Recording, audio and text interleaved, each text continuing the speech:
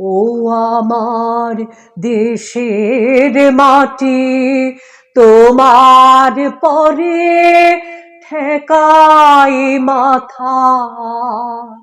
ও আমার দেশের মাটি, তোমার পরে ঠেকাই মাথা। তোমাতে বিশ্বময়ী,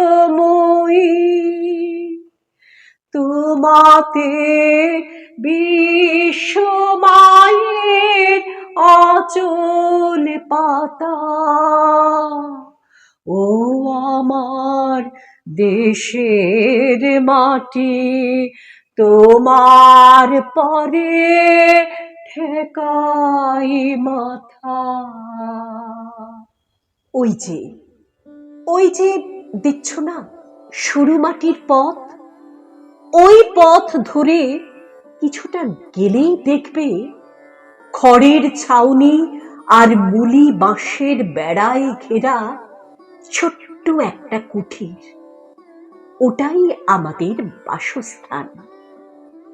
পাশে ছোট্ট একটা পুকুর, তার চারপাশে আম, জাম, কাঁঠাল, বট, অশ্বত্থ আরো কত রকমের গাছ সারি সারি সৈনিকের মতো দাঁড়িয়ে।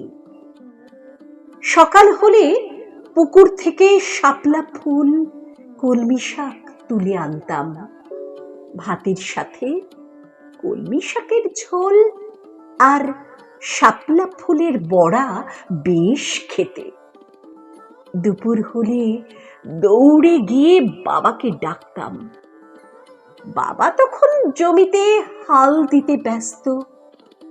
বাবার পাশটিতে গিয়ে যখন দাঁড়াতাম, মাটির সেঁধো গন্ধ আর মাটির সাথে মিশে থাকা রক্তের গন্ধ একাকার হয়ে আমার নাকে এসে পৌঁছত। কি জানি, হয়তো ওই রক্তে লেখা আছে ভারতবর্ষ স্বাধীন হওয়ার ইতিহাস।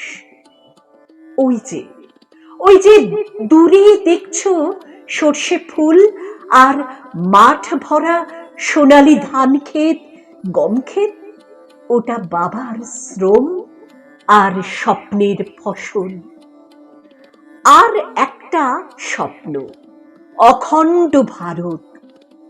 রোজ ভোরে বাবাকে দেখেছি স্নান সেরে সূর্যের দিকে তাকিয়ে ভারত মাতার মন্ত্র উচ্চারণ করতে।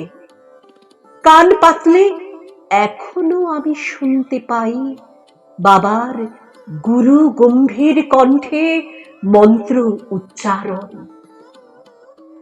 বন্দে মাতরম, বন্দে মাতরম, সুজলাম সুফলাম মলয়জ শীতলাম, সস্য শ্যামলাম মাতরম, বন্দে মাতরম, বন্দে মাতরম। অনেক বছর পার হয়ে গেছে, বাবার সেই স্বপ্নের কুঠির, সোনালি ধান ক্ষেত আর নেই। গ্রাস করেছে একদল সর্বগ্রাসী মানুষ। নতুন করে লড়াইয়ে নামতে হবে। এসো হে বীর সুভাষ, এসো বীর ক্ষুদিরাম, এসো হে বীর সুভাষ, এসো বীর ক্ষুদিরাম, বীর ক্ষুদিরাম। কবি গৌতম কুণ্ডুর কবিতা নতুন লড়াই। স্বরাঙ্কনে আমি মুনমুন চক্রবর্তী সেন।